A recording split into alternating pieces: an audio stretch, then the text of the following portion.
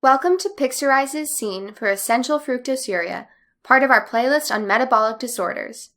Essential fructosuria is a disease characterized by increased levels of fructose.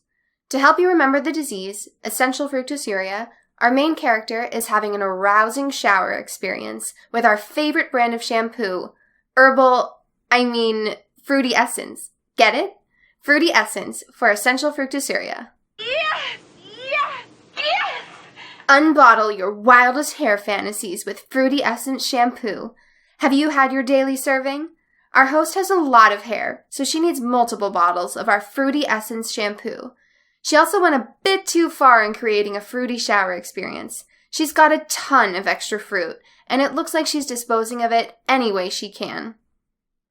Like I mentioned before, essential fructosuria is a disease that results in the accumulation of fructose, and below the tub, we can see that our shower lady has accumulated so much fruit that she's trying to recycle it and flush it down the toilet.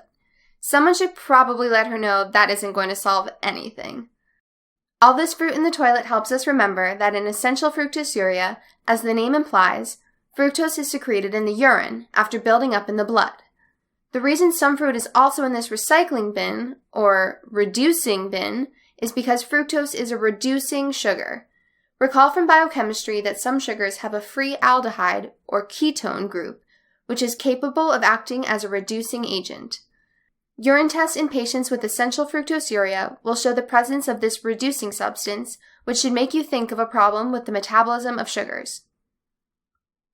You might also think that elevated sugar levels would show up on urine dipstick, like in diabetes. But take a look here, on top of the toilet. There's a urine pregnancy dipstick that's reading negative, and you thought we were invading this woman's privacy before.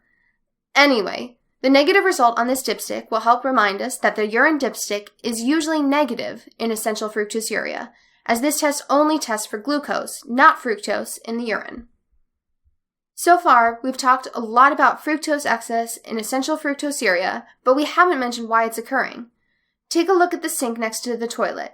See that fruity kinase bar with a big bite taken out? This here is to show us that the pathophysiological basis of essential fructosuria is a defect in the enzyme fructokinase, which you can remember as our fruity kinase bar. Fructokinase is responsible for converting fructose into fructose 1-phosphate, so if it isn't doing its job, you're going to end up with a lot of unphosphorylated fructose just sitting around in your blood and, apparently, in your toilet. This defect is inherited in an autosomal recessive manner, which, at Pixarize, we represent with small vehicles.